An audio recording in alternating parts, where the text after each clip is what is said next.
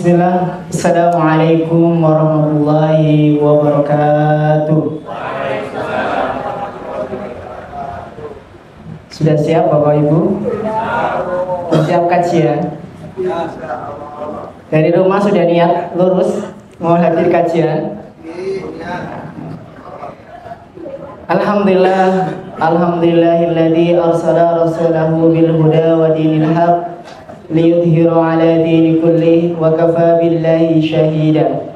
Asyhadu an la ilaha illallah wahdahu la syarika lah wa asyhadu anna Muhammadan abduhu wa rasuluh la nabiyya wa la rasula ba'da amma ba'd.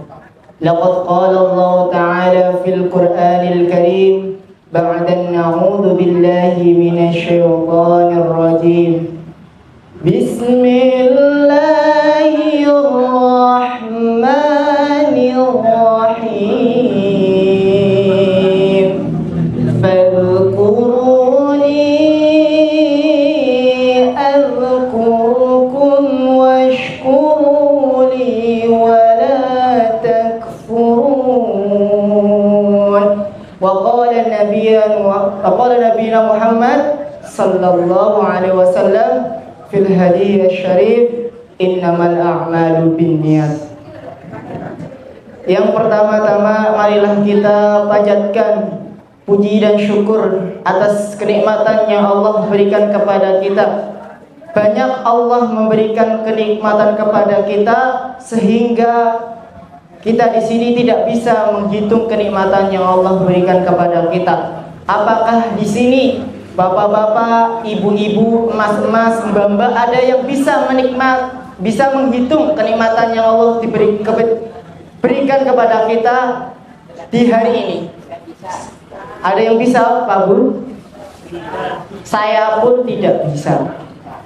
Saya pun tak hitung. Saya nafas berapa kali ya sehari ini? Saya hitung 1. Itu nikmat juga.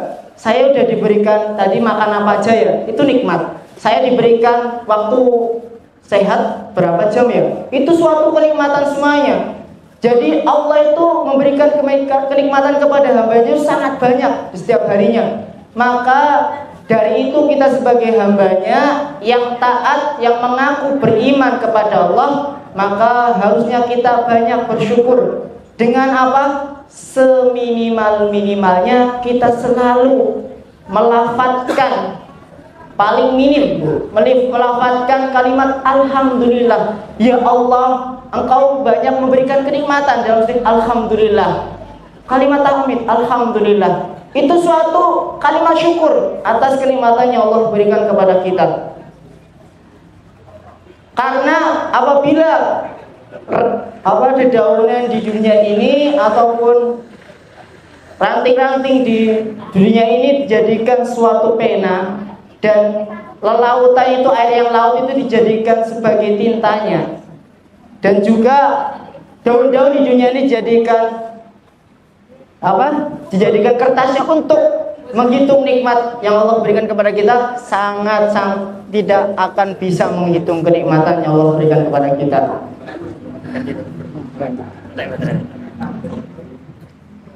Maka dari itu Bapak-bapak, ayolah kita selalu meningkatkan kualitas, ayolah kita selalu bersyukur kepada Allah Subhanahu wa ta'ala. Yang kedua kalinya salawat dan salam kita aturkan kepada baginda kita Nabi besar Nabi Muhammad sallallahu alaihi wasallam. Semoga dengan kita selalu bersalawat kepadanya, kelak kita mendapatkan syafaatnya di yaumul qiyamah. Amin amin ya rabbal alamin. Bapak-bapak, ibu-ibu yang insyaallah dirahmati Allah Subhanahu wa taala, bentuk kita cintanya kepada Rasulullah, bentuk sayangnya kita kepada Rasulullah, pasti kita rindu dengan Rasulullah. Walaupun kita tidak pernah melihat Rasulullah, Rasulullah itu selalu rindu kepada umatnya yang tidak pernah melihat Rasulullah ya. Dengan apa? Kalau kita selalu bersolawat kepadanya, maka Rasulullah itu sangat tambah rindu kepada kita.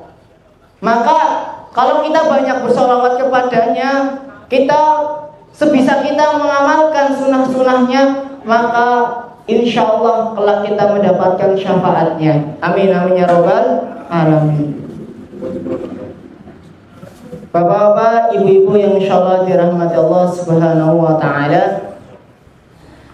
Mungkin ibu-ibu dan bapak-bapak dan mas-mas mungkin kaget. Ini yang tausiah ataupun yang menyampaikan ceramah kok orangnya kecil, masih muda, kelihatan umurnya masih 15 lah mungkin. Ya Pak Bu. Tarik guyon dikit ya Bu. Kalau kajian itu nggak usah sepanem, biar mudah diresapi.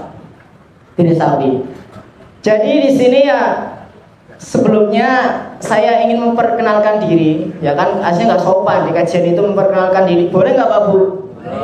Secara singkat ya. Mungkin kalau cara mendalam nanti bisa langsung calling langsung aja. Japri. Kalau bagi yang laki-laki, kalau yang bagi yang perempuan bisa tanyakan ke suaminya.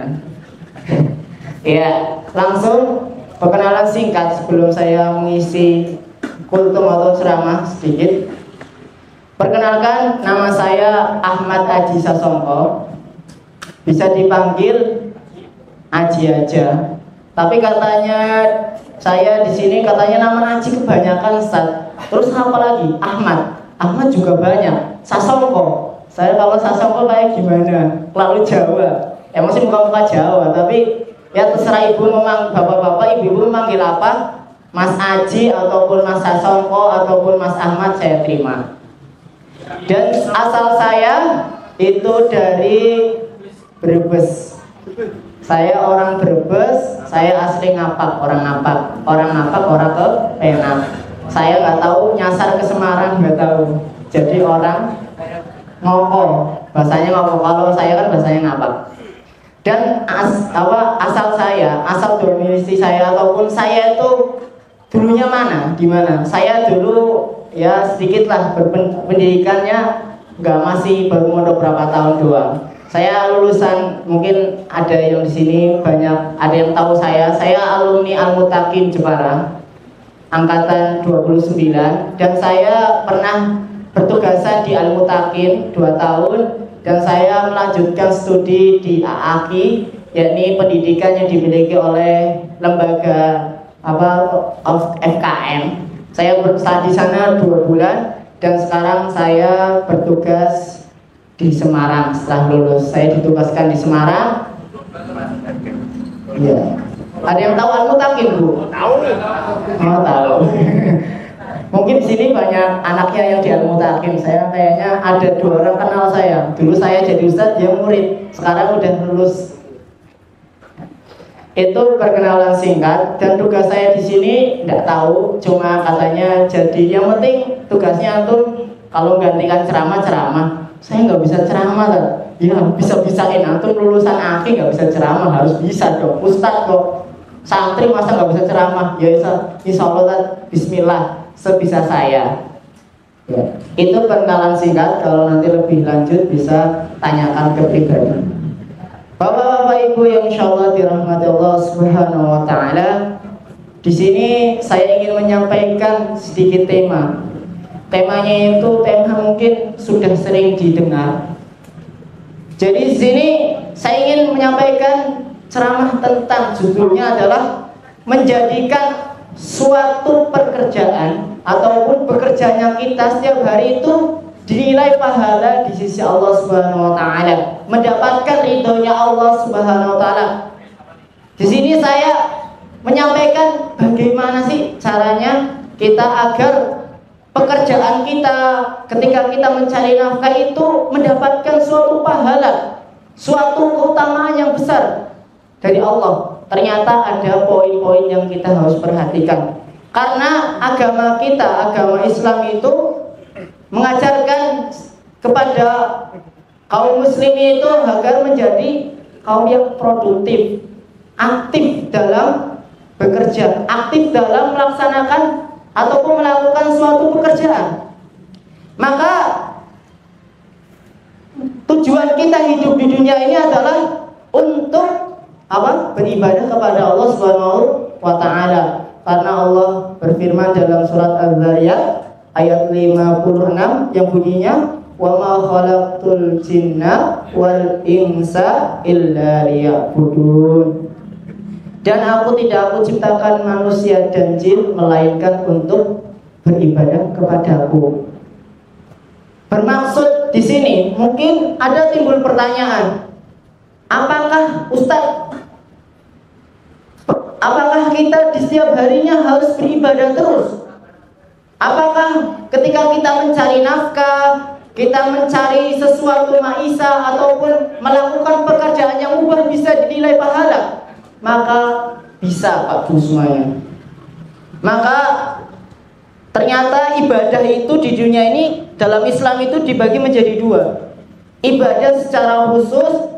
Ibadah secara khusus ini adalah ibadah ataupun perbuatan yang kita lakukan ataupun rutinitas yang kita lakukan itu agar rutinitas yang kita lakukan itu untuk Allah Subhanahu wa taala. Rutinitas ibadah, contohnya sholat, zakat, puasa dan lain sebagainya. Tapi ibadah yang umumnya adalah segala aktivitas atau perbuatan yang tidak bertentangan ataupun berlawanan dengan larangan-larangan Allah. Ketika kita mengerjakan perbuatan tersebut, kita ingin mencari ridhonya Allah Subhanahu wa taala. Maka ketika kita sedang melaksanakan sesuatu itu, kalau kita niatkan karena Allah untuk mencari ridhonya Allah, maka di situ kita akan mendapatkan pahala di sisi Allah Subhanahu wa taala. Karena seseorang itu bekerja, bapak-bapak, ibu-ibu mungkin ada yang menjadi seorang petani, pedagang, bisnismen, ataupun guru, ataupun ustadz, ataupun apa, nelayan, ataupun lain sebagainya, ataupun tukang parkir, supir angkot, supir ambulan dan lain sebagainya. Itu ada Pak? Oh enggak, itu suatu pekerjaan, enggak apa-apa. Itu suatu pekerjaan yang berkah. Ya, apapun pekerjaan yang kita lakukan, bapak-bapak, ibu-ibu, terutama yang sudah bekerja, mungkin mas-mas, mbak-mbak sudah bekerja menjadi guru ataupun sebagai kerja di toko, sebagai pelayan ataupun lain sebagainya. Ketika kita melaksanakan pekerjaan tersebut, itu sama saja kita sedang berjihad. Ya, sedang berjihad. Oh, jihad itu merintah. Jihad. Ternyata kita sedang kerja itu lagi jihad, Pak. Jihad itu nggak harus di Palestina, karena macam-macam jihad itu banyak. Ya, emang tahapan yang paling tinggi adalah jihad di medan perang. Menuntut ilmu juga jihad. Kita mencari nafkah juga termasuk jihad. Kita sabar dalam ketaatan juga kita sedang berjihad. Apa? Oh iya. Karena jihad itu artinya berjuang untuk kepentingannya Allah, untuk mendapat ridhonya Allah. Jadi ketika kita sedang berjuang atas kepentingannya Allah, maka di situ kita sedang berjihad. Maka dari itu dalam pandangan Islam pun ketika kita sedang bekerja itu juga sama saja kita sedang berjihad. Dan juga Rasulullah mengatakan orang yang sedang bekerja diniatkan karena Allah Subhanahu wa taala, bahwasanya dirinya itu sedang berjihad. Orang yang keluar rumah untuk mencari nafkah, untuk menafkahi keluarganya, itu sedang berjihad. Karena ada perkataan dari sahabat dari Ka'ab bin Ajram, beliau berkata bahwa suatu hari lewat seorang lelaki di samping Rasulullah atau di dekat Rasulullah, ada laki-laki kekar badannya, bukan kayak saya yang kurus badannya, tapi kekar. Kalau saya kan kurus, kalau mungkin laki-laki ini kekar dan semangatnya tinggi. Jiwanya tuh auranya, wah, masya Allah gitu. Ketika itu para sahabat kagum dengan dengan badannya yang kekal, dengan semangatnya dalam bekerja. Maka para sahabat berkata, wahai Rasulullah, jikalau laki-laki ini berjihad di jalan Allah, maka Rasulullah SAW bersabda, jikalau dia keluar rumah untuk berniat untuk mencari nafkah untuk keluarganya, maka pada dasarnya dia di dalam jalan ketaatan kepada Allah. Dan juga ketika dia keluar rumah untuk bertujuan untuk menafkahi kedua orang tuanya yang tua renta, maka bahwasanya orang tersebut itu berada di jalan Allah. Dan juga ketika ia keluar rumah untuk tidak mengulurkan tangannya di bawah ataupun tidak meminta-minta untuk bekerja, maka bahwasanya dia sedang berjihad di jalan Allah atau di dalam ketaatan atau di jalan Allah. Dan juga apabila dia keluar dari rumahnya untuk riya ataupun sombong, maka sesungguhnya dia berada di jalan syaitan. Maka kalau kita bedanya, kalau kita keluar rumah bapak-bapak ibu-ibu, kita niat untuk bekerja, untuk melakukan suatu apapun, niatkan karena Allah. Kalau kita sudah niat aja dalam hati, azam. Kalau dalam madhab Hanafi itu kita sudah azam, aku pengen kerja ini, tapi nggak terlaksana. Misalnya kita melakukan sesuatu, nggak terlaksana pun kita sudah mendapatkan pahala. Maka dari itu kita sudah niat saja sudah mendapatkan pahala. Tapi poin yang saya ingin bahas di sini adalah bagaimana sih caranya pekerjaan kita bisa mendapatkan keberkahan, bisa mendapatkan keutamaan yang besar di sisi Allah, dan bagaimana kita mendapatkan pekerjaan itu bisa mendapatkan ridhonya Allah Subhanahu wa taala. Ternyata harus ada yang kita perhatikan. Aslinya harus banyak, tapi saya ingin mengambil paling penting adalah 5 hal ini yang harus kita perhatikan agar pekerjaan kita menjadi berkah. Yang pertama adalah masalah paling utama adalah semua ibadah pastinya intinya di sini satu, niat. Karena niat itu sangat penting dalam suatu pekerjaan. Karena di dalam hadis Arba'in di nomor pertama dari sahabat Umar radhiyallahu anhu, bahwasanya Rasulullah SAW pernah bersabda, innamal a'malu bin niat. Itu dihafal semuanya, insyaallah bapak-bapak, semua ibu-ibu. Amalan itu, perbuatan itu tergantung pada niatnya. Kalau niatnya kita benar, ketika kita melakukan sesuatu, pasti kita akan mendapatkan pahala. Tapi beda kalau kita orientasinya niatnya tuh dunia, untuk mencari pandangan atau mencari mendapatkan kedudukan di sisi manusia, maka percuma, malahan kita akan mendapatkan dosa. Maka yang paling utama adalah niat. Dan juga ketika kita meniatkan suatu pekerjaan kita, mungkin kita sebagai petani, sebagai nelayan, mungkin Semarang sini rata-rata apa sih Pak? Saya tidak tahu. Kalau Solo kan, kalau di pondok saya itu tukang besi. Kalau di Jepara itu saya dulu tukang ukir. Ustaz saya juga rata-rata tukang ukir. Kalau di Semarang apa Pak? Apa? Kopi ya? Kopi ya? Pedagang ya? Oh, rata-rata pedagang ya? Karena Semarang itu kota maju. Kalau pas siang itu panas. Saking majunya, siang-siang panas banget. Saya hidup di Semarang ini sudah hitam, tambah hitam lagi. Karena nggak ketok uang. Yang belakang kelihatan Bu, muka saya. Kelihatan cuma giginya saja.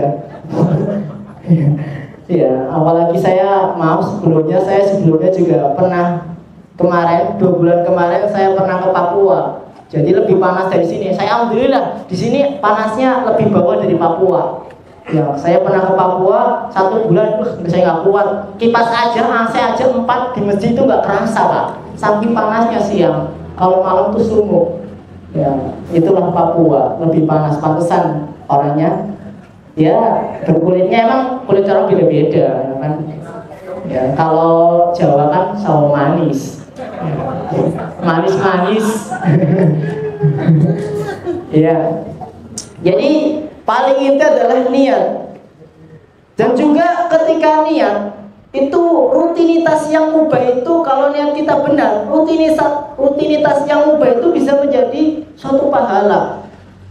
Apa sih amalan-amalan yang mubah ataupun pekerjaan perbuatan yang mubah? Contohnya makan, minum itu mubah aslinya, Bu.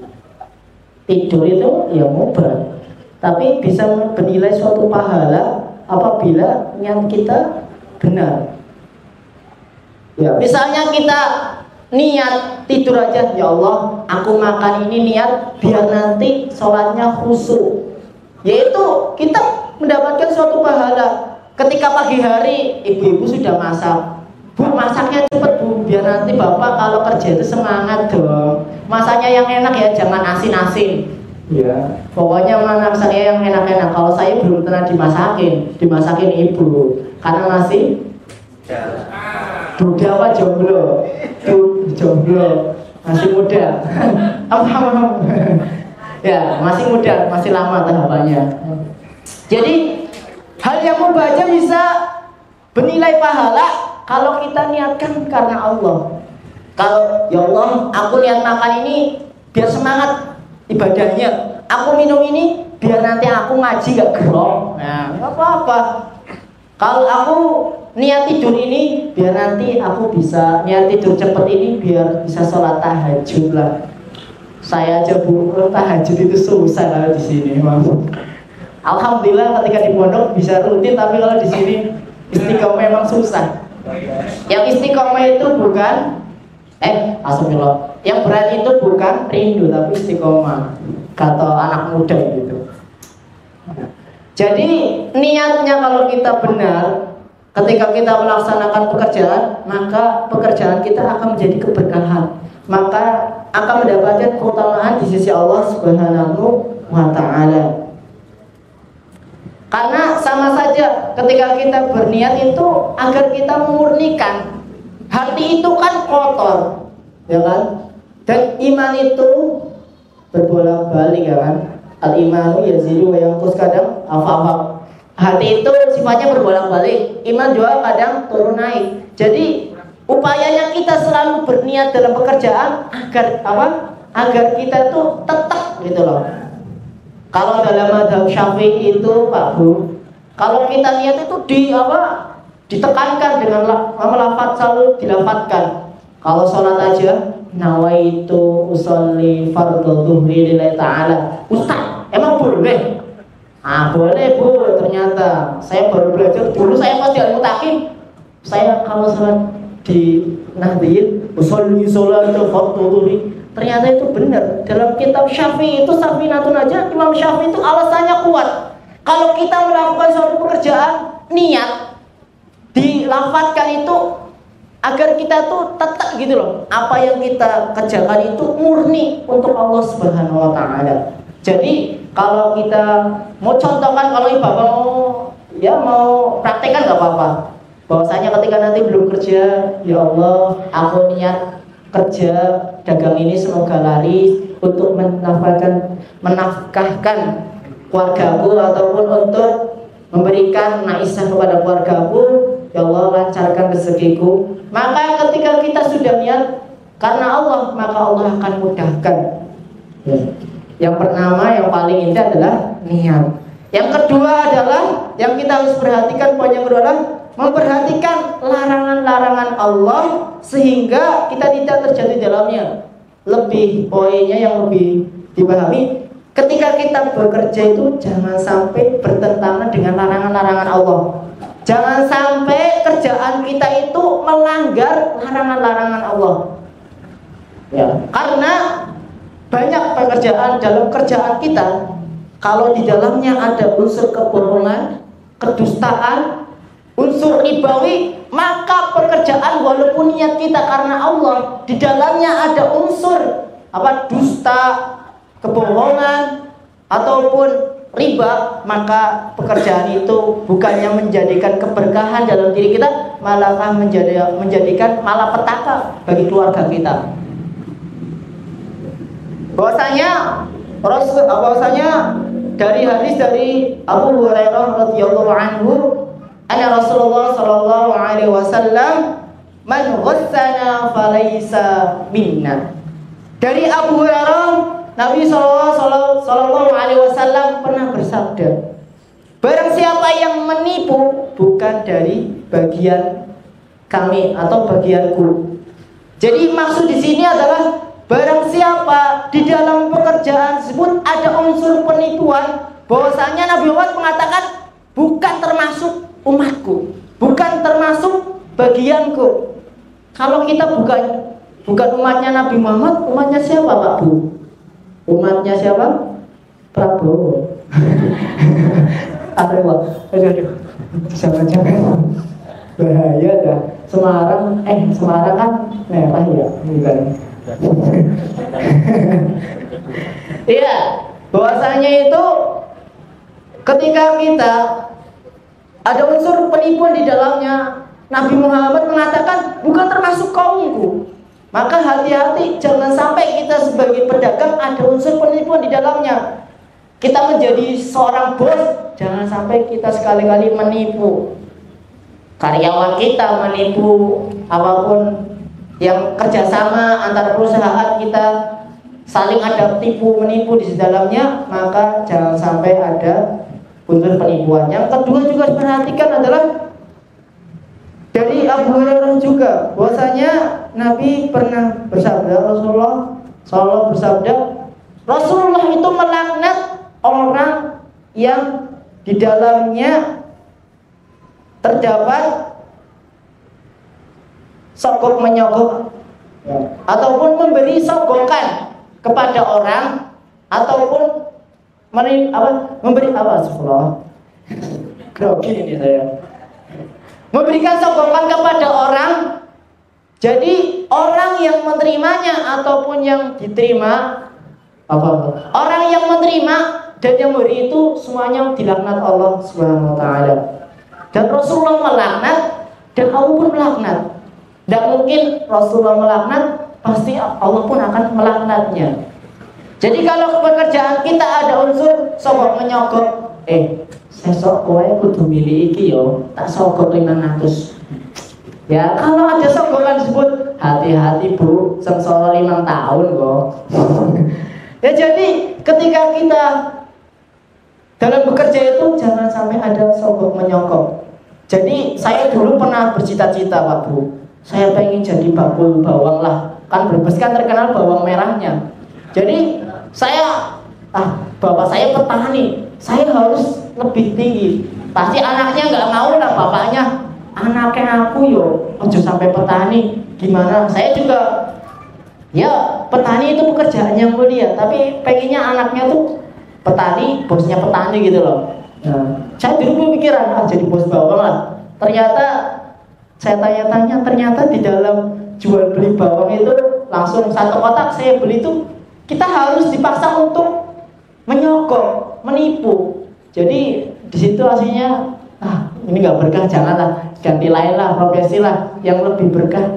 Apa ya? Ya udah cari pengusaha aja lah, pengusaha apapun, nggak selain bawang. Yang penting kalau bisa saya yang jadi juraganya siapa, saya yang beli sama situ, saya jual belikan ke Semarang. Amin kan Bu? Barangkali ada yang beli bawang sama saya, nggak apa-apa, nanti bisa saya pesankan. Nggak usah belilah. Kalau mau ngomong langsung, Mas Haji, Ustaz, nanti besok saya bisa dibawakan bawang nggak di rumah? Bawang banyak Bu, tapi saya kesininya bawanya berat. Naik kereta kan sempitan, apalagi naik kereta apa itu ya, yang murah itu ya kemarin. Tak kira enak, sempit-sempitan, ya Allah. Kalau sampingnya, mending sampingnya laki-laki. Kalau sampingnya perempuan, istighfar ya, astagfirullah. Alhamdulillah gitu.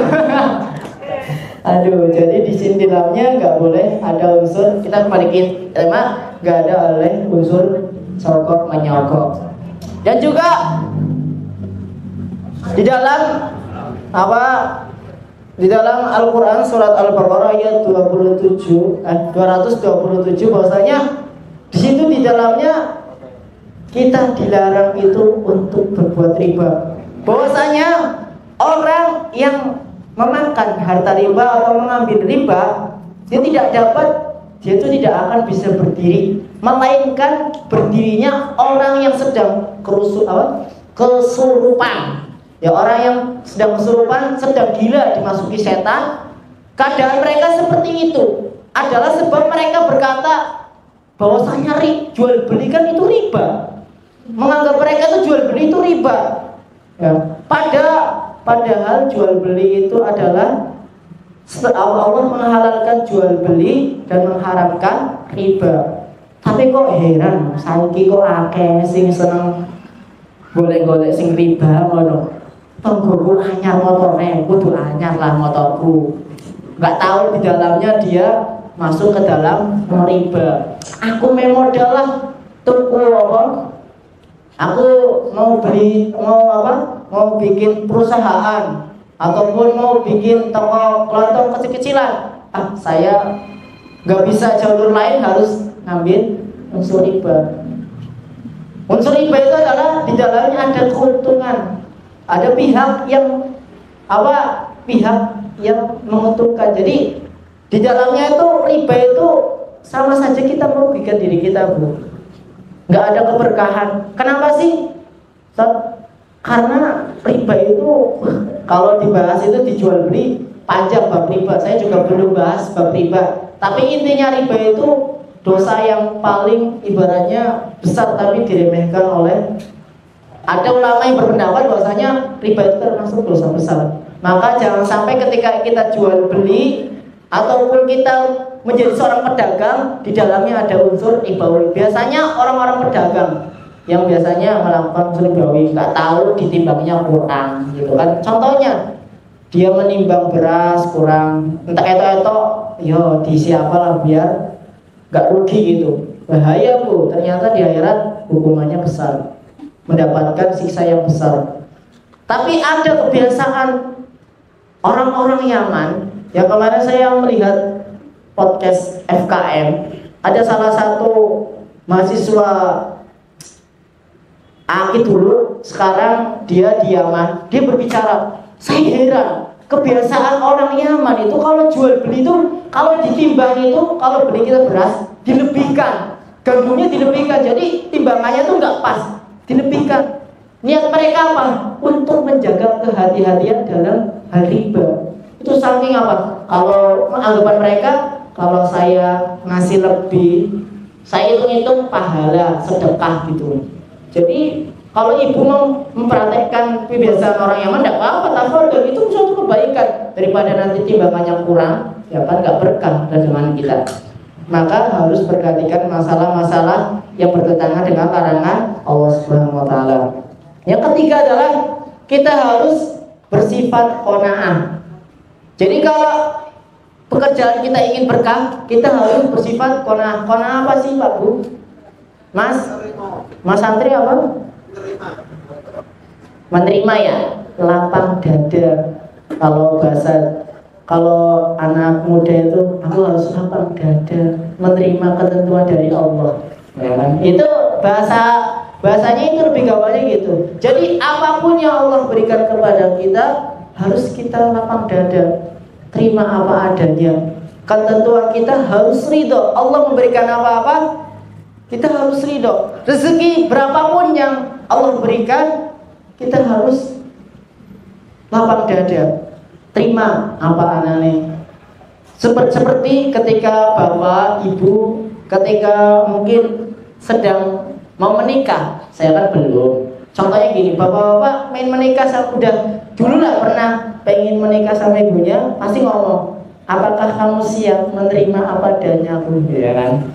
Ya pasti gitu, saling menerima satu sama lainnya, maka keberkahan nanti keluarga akan terjalin. Kita harus juga lapang dada ketika Allah memberikan rezeki berapapun, kita harus lapang dada. Dan juga kita tidak usah khawatir, Pak, dengan suatu rezeki. Kalau kita diberikan satu hari 50, 100 syukuri. Karena apa? Karena rezeki itu sudah diatur oleh Allah. Kita tuh semuanya tuh udah diatur oleh Allah. Rezeki kita sebelum kita dihidupkan, sebelum kita hidup itu, manusia hidup ini 1000 tahun sebelum manusia diciptakan, ratusan tahun sebelum manusia diciptakan itu Allah sudah menulis rezekinya sekian, fulan sekian, fulana sekian. Jadi nggak usah khawatir. Imam Ahmad pernah bertanya pertanyaan tapi dijawab oleh Imam Ahmad. Jika Allah sudah menjamin rezeki kita, maka kenapa kita masih khawatir dengan rezeki kita? Kadang kita sudah tahu, oh, aku paham kalau rezeki sudah ditentukan oleh Allah, tapi kok kita masih khawatir? Jujur ya Bu, saya juga kadang juga khawatir. Aku iso kira ya, Kadang aku pengen beli ini, aku tak khawatir Bu. Aku bisa makan hari ini, aku bisa ini enggak. Kadang khawatir, padahal rezeki itu sudah diatur oleh Allah. Ngapain kita khawatir? Dan juga rezeki itu sudah dibagi Allah. Maka kenapa kita tamak dengan rezeki Allah? Kalau kita sudah dibagi, gunakan harta kita dengan baik. Maka kita harus terima lapang dada apapun yang diberikan Allah ketika kita bekerja. Berapapun upah yang kita dapatkan, berapapun pendapatan yang kita dapatkan, kita harus lapang dada ataupun qanaah. Yang selanjutnya adalah bersyukur. Syukuri apa yang ada, hidup adalah anugerah. Alhamdulillah, bersyukur. Agunya banyak, tentang syukur tuh banyak. Ulama-ulama yang menjelaskan tentang syukur itu banyak. Jadi kalau kita diberikan pekerjaan apapun, agar pekerjaan kita berkah, mendapatkan keutamaan di sisi Allah, kita harus selalu bersyukur, Pak Bu. Karena firman Allah banyak menjelaskan tentang syukur. Terutama tadi yang saya bacakan, fadkuruni adkurkum washkuruli wala takfurun. Juz berapa Mas? Ada yang hafal? Juz berapa? Ayat berapa? Biasanya sini ada dasar anak muda enggak? Hafal biasanya yang pernah mondok mungkin. Ya, bahwasanya di dalam surat Al-Baqarah ayat 250 berapa? Saya juga lupa. 250-an, 54. Fadkuruni adkurkum washkuri wala takfurun. Fadkuruni, ingatlah kepadaku, maka aku akan ingat kepadamu. Kalau kita ingat sama Allah, Allah akan juga ingat kepada kita. Fadkuruni adkurkum washkuruni wala takfurun. Washkuruni, dan bersyukurlah kepadaku, niscaya aku akan washkuruni wala takfurun. Ketika kita bersyukur kepada Allah, maka dan janganlah kita kufur atas nikmatnya. Dan juga dalam surah Ibrahim dijelaskan juga, la in syakartum lazidannakum, potongan ayatnya, la in syakartum lazidannakum wa la in kafartum inna adzaba lasyadid. La in syakartum, ketika kalian bersyukur kepada Allah, maka Allah akan menambah kenikmatan kepada kita. Tapi sebaliknya, ketika kita kufur atas kenikmatan yang Allah berikan, maka Allah akan mengadab dengan adab yang sangat pedih, yang sangat keras. Kalau kita diberikan nikmat, diberikan suatu pekerjaan yang halal, diberikan upah mungkin 1 hari 100, syukuri Bu, syukuri Pak. Itu keberkahan dalam harta kita. Kalau kita banyak bersyukur, maka bukannya kita akan berkurang, maka Allah akan menambah. Mungkin enggak berupa harta, mungkin kita diberikan kenikmatan yang lainnya, diberikan rezeki yang lainnya, kesehatan, itu semua termasuk rezeki. Kita diberikan tahun-tahunnya, Allah memberikan rezeki lewat orang. Contohnya, kemarin saya mendengarkan, ya masuk akal sih. Rezeki itu emang hal yang sedang kita rasakan dan juga yang akan kita rasakan, yang sedang dan akan. Jadi contohnya Sultan Andara, mungkin paling kaya kan kalau kita lihat kan Sultan Andara, anaknya lahir jebrol miliaran uangnya. Saya lahir nggak tahu duitnya berapa, malah nggak duit ya kan. Ada anaknya di sini lahir langsung tiba-tiba dapat uang 500 juta, miliaran ada. Kalau Cipul lahir Pak, tiba-tiba followernya banyak, follower IG saya berapa doang, bukan promosi Pak Bu. Kalau anak muda punya IG, kalau cipung aja, lahir dia udah menghasilkan uang banyak.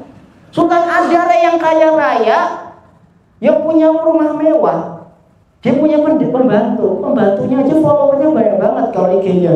Sudah orang kaya, rumahnya gede, nggak dihuni, punya Alfamart sendiri, kayak Indomaret gitu. Di dalamnya ada ATM sendiri, tinggal ngambil uang di situ. Sultan Andara pergi-pergi terus, jarang di rumah. Yang menikmati rumahnya siapa? Pembantunya lah, enak, jago-jago. Seakan-akan yang punya seseorang yang menikmati kita, itu juga rezeki, Ibu.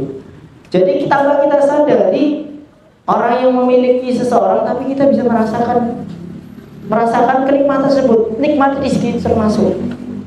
Maka dari situ mari kita banyak-banyak bersyukur kepada Allah Subhanahu wa taala. Kalau kita dilancarkan rezekinya, ya tambah taat. Kalau kita lagi sengsara baru doanya khusyuk, ya Allah, berikan rezeki aku yang lancar ya Allah. Berikan rezeki yang cukup, berikan aku ya Allah. Pokoknya sampai nangis-nangis. Tapi kalau diberikan rezeki yang lapang, pelitnya gitu, aku yang sugih lah. Kayak bersifat ria. Pokoknya duitku ya tak tuku kok Lamborghini, buat apa lah. Foya-foya. Ketika bahagia, ketika sengsara, masuk penjara. Ya kan? Banyak ceritanya, Bu. Ini aku bangun tidur langsung beli Lamborghini. Nah, aku nih kemarin belum, wow, murah. Harganya murah. Sekarang sudah didekap di penjara. Samboknya selangit tapi ujung-ujungnya dijeruji besi. Kalau orang ria itu ya siap-siap aja, nikmat di dunia, sengsara di akhirat. Ya, jadi kalau kita harus banyak-banyak bersyukur dulu. Dan juga yang keempat tadi bersyukur, yang kelima adalah membersihkan. Kalau pekerjaan kita pengen berkah, pengen barokah, berkah sama pengen mendapatkan ridhonya dari Allah, sisihkan ketika kita mendapatkan uang lebih ataupun rezeki lebih dari Allah, maka sisihkan uang kita untuk bersedekah di jalan Allah. Misalnya kita mendapatkan satu bulannya UMR Semarang berapa, Bu? 23, Pak? Ya. 36, 23 berapa? Saya nggak tahu. Kalau berbes ya berapa ya? Saya nggak tahu. Karena saya nggak pernah kerja pabrik sih. Jadi hidup saya di pesantren terus. Jadi kalau kita sisihkan misalnya uangnya 2.800.000 lah misalnya, kita sisihkan kalau bisa sedikit dari berapa persennya kita sedekahkan untuk di jalan Allah. Mungkin untuk kontak amal masjid, mungkin bukan promosi, ya kan? Ada lembaga FK bisa menyisihkan hartanya untuk, kan insya Allah hal-hal yang bermanfaat di lembaga tersebut, untuk anak yatim, untuk mungkin orang-orang yang kesusahan. Ya. Maka ketika kita menyisihkan sedikit harta kita untuk orang lain, jangan khawatir, Pak Bu. Kadang khawatir, aku ya susah mangan, aku kayak uang. Jadi kita harus bersifat isar. Sahabat dulu itu sampai aja satu minum ketika perang apa itu, sahabat itu banyak yang meninggal. Karena apa? Pada isar. Nih saling beri. Sampai kamu aja yang minum. Padahal kondisi sahabat itu ketika perang itu sedang kehausan. Saking isarnya para sahabat itu dalam kondisi susah ya, bisa berbagi aja. Sampai isarnya, kamu aja yang minum. Akhirnya apa? Mereka pada syahid semuanya. Saking pada isarnya mementingkan orang lain, tidak mementingkan orang lain, padahal dirinya juga sedang kesusahan. Maka ketika kita sedang kesusahan, insya Allah kalau kita menyisihkan sedikit harta kita, jangan khawatir, Allah akan memberikan keberkahan dalam hidup kita. Allah akan menggantikan harta kita yang kita sedekahkan tidak tahu di dunia ataupun di akhirat tanpa ibu-ibu sadari atau bapak sadari. Jujur Bu, saya pernah cerita sendiri nih Bu, kondisi saya dulu. Saya pernah ketika di pondok itu pernah gak punya duit banget. Saya punya uang berapa lah, sedikit. Ada saya lihat itu orang yang kesusahan. Saya, ya Allah, aku dijemene aku harus jajan nih kok. Tapi ketika itu pikiran saya, bismillah lah, dengan saya ini, saya bukan mau takabur ya Bu, contohnya aja.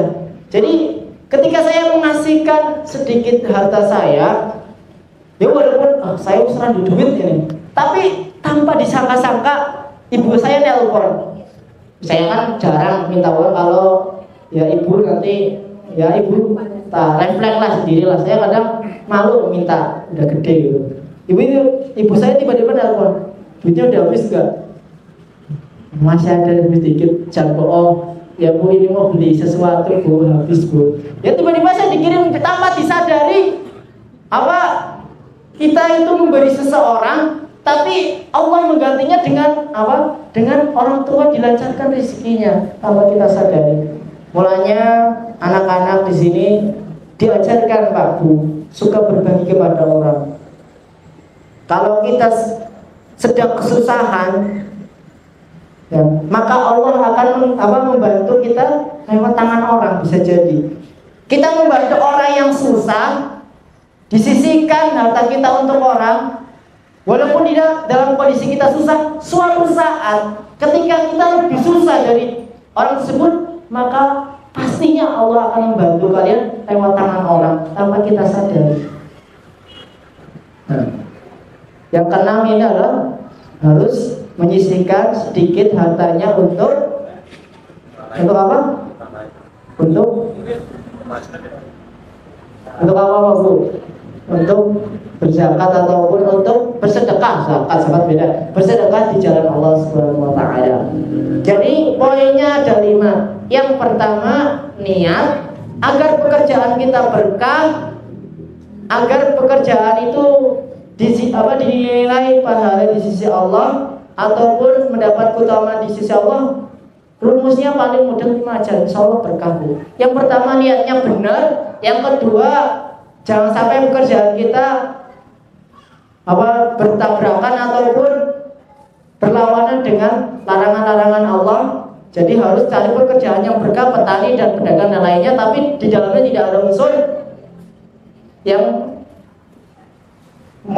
bertentangan dengan larangan Allah. Yang ketiga adalah kita harus bersifat qanaah, lapang dada. Yang keempat adalah kita harus banyak-banyak bersyukur. Dan yang kelima adalah kita harus menyisihkan harta kita ataupun sedikit harta kita untuk bersedekah di jalan Allah Subhanahu wa taala.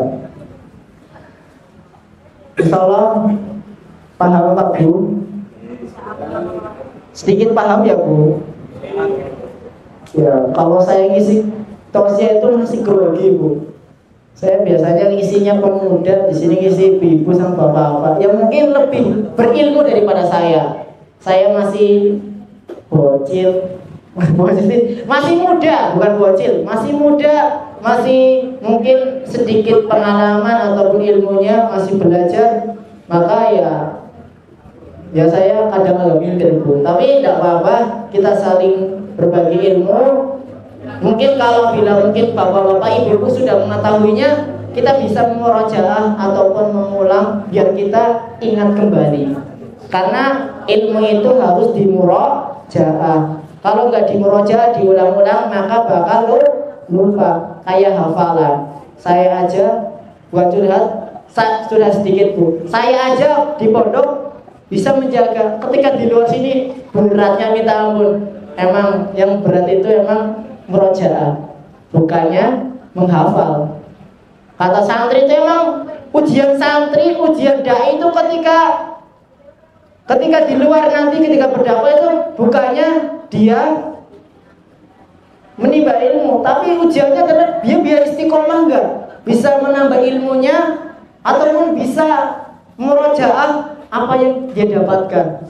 hafalannya, hafalan hadisnya. Mungkin saya banyak yang lupa hadisnya karena kurangnya di dalam murojaah. Karena saya juga mengakui saya termasuk generasi kalau di bawah di atas 2000 apa Pak? Generasi apa? Gen Z. Saya juga termasuk pengaruh ini. Allah bilang Allah saya enggak terpengaruh ini HP ini. Emang pengaruhnya besar. Saya pun mengakui saya sudah terlena dengan hal ini. Maka kita harus wanti-wanti dari orang tua, mewanti-wanti kepada anaknya jangan sampai berlebihan menggunakan HP gepeng atau setan gepeng. Karena faktornya besar nanti kayak saya Bu. Kebiasaan. Saya aja lihat bocil-bocil di luar sana itu saya miris lah, lebih miris daripada saya. Ketika lihat kok sudah pinter main game. Waduh, saya dulu mainnya layangan, mainnya di sawah. Ya, itu aja. Maka kita tanamkan pada generasi selanjutnya kita dengan dengan mengingatkan anak-anak generasi kita. Selanjutnya caranya apa Bu? Gitu tuh. Langsung tuh. Gak usah doa ya. Gak dulu. Ya. Langsung aja ya. Udah isa sih soalnya. Ya mungkin itu dari saya. Mungkin banyaknya salah kata, kurangnya dari saya mohon maaf sebesar-besarnya. Apabila itu ada dari kebaikan di dalamnya, itu datangnya dari Allah Subhanahu wa taala.